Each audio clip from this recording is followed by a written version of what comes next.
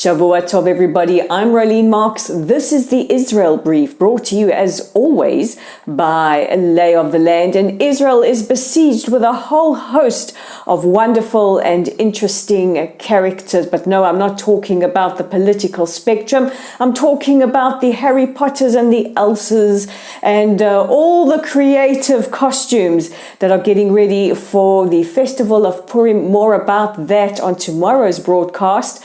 But before we celebrate the Festival of Purim, which starts tomorrow night, let's take a look at those top stories. And we begin with more coming from Israel's military echelon. Yesterday, the elite commandos that have survived and that are still alive from Operation Entebbe, that was the legendary operation that Israel conducted in 1976 to rescue hostages on an Air France flight, which saw Yoni Netanyahu, the brother of Prime Minister Bibi Netanyahu, lose his life. Well, they have issued a harsh rebuke to Prime Minister Netanyahu, reminding him of the sacrifices of his brother. This is the latest group to add their voices to growing dissent against proposed judicial reforms. Now, earlier today, the 10 surviving IAF Commanders penned an open letter to Prime Minister Netanyahu warning of the consequences and the repercussions of going ahead with the judicial overhaul. And they said that the judicial reforms could pose a significant threat to national security. Now, the list started with Major General Dan Tolkovsky. He is 102 years old. He served as the IAF commander between 1953 and 1958 and ended with General Amikam Norkin, who stepped down as commander following the end of his tenure last year in 2022. Now, these IAF commanders add their voice to the growing number of military personnel who have stated that they will not show up for reserve duty or object very strenuously to the proposed overhauls.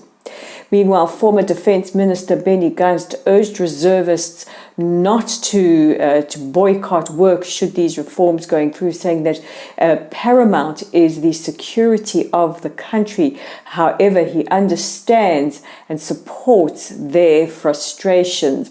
One of the key issues that many in the military face is the override clause, which could see a Knesset majority of 61 overrule any decisions by the Supreme Court. Now, many in the military say that they cannot, in good conscience, carry out any orders put forward by Bezalel Smotrich, who has or who shares a portfolio in the West Bank with regards to civil society or civil action, is concerned, saying that it is not within the morals and ethics of the IDF Code of Conduct. That is a very, very strong rebuke indeed. And if you want to read more on that, please read an article in today's Times of Israel written by the editor-in-chief David Horowitz, which explains just how significant this open letter and the letters of military reservists are as we approach the proposed reform voting.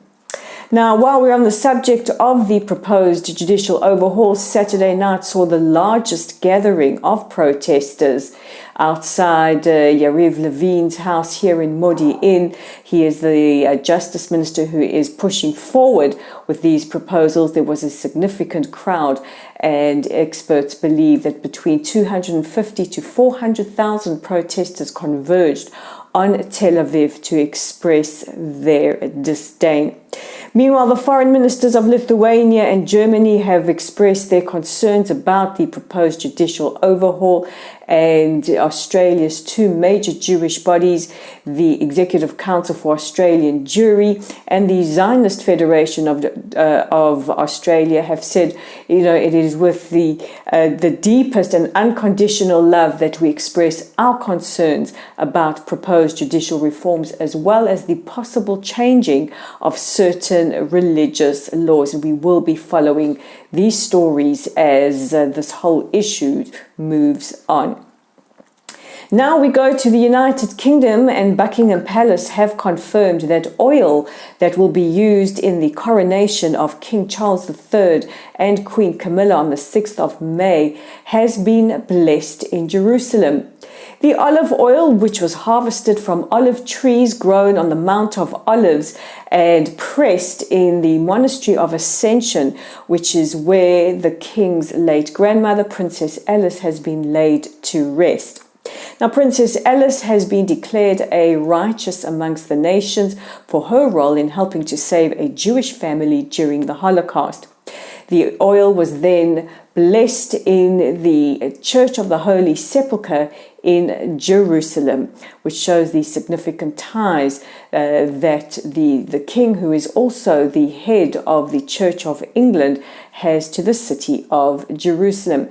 Meanwhile, his son, Prince Harry, the royal exile, sat down on Sunday or was it Saturday? Anywho, who cares what he does? But what is significant is that he sat down with a trauma expert, Dr. Gabor Mate, born in Hungary in 1944. Mate is a very, very controversial figure, not only for his belief in hallucinogenic drugs like ayahuasca in therapy, but for his political views, which have drawn the ire of Jewish communities around the world.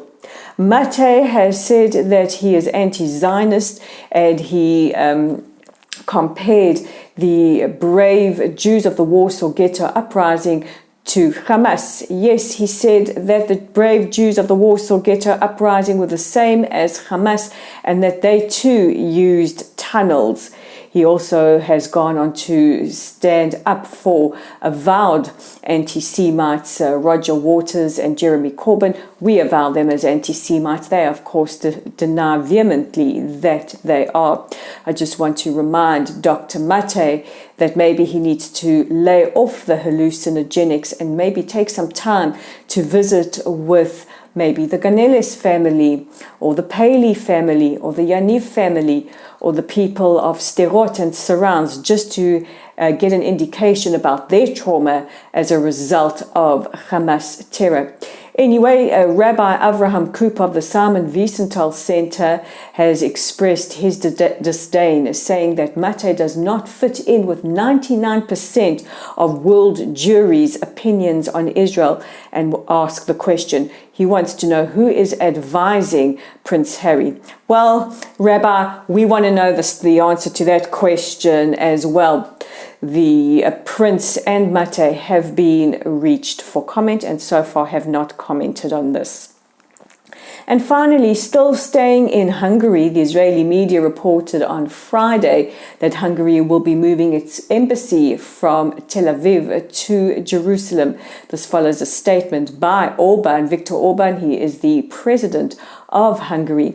Now, Hungary's foreign minister have said that Hungary has already moved the commercial arm of its embassy to the capital, and that any decisions on the moving of any embassies will be made by the foreign ministry, and would not confirm whether or not the full embassy will be moved. That's another story we are going to be following closely. Meanwhile, you can follow all our content on our website at www.layoftheland.online. Our Facebook page is at Lottel Site. Guys, please like us, follow us, share our content. We are battling ye old Facebook algorithm which blocks this kind of comment, unless, of course, we pay vast amount of money. Our YouTube channel is at the Israel Brief. If you haven't already liked, shared and subscribed, please do so. And we're on Twitter at Lay of the Land 5. And with a feisty edition of the Israel Brief, I'm Rolene Marks. And don't forget to join me again tomorrow for a special Purim edition of the Israel Brief.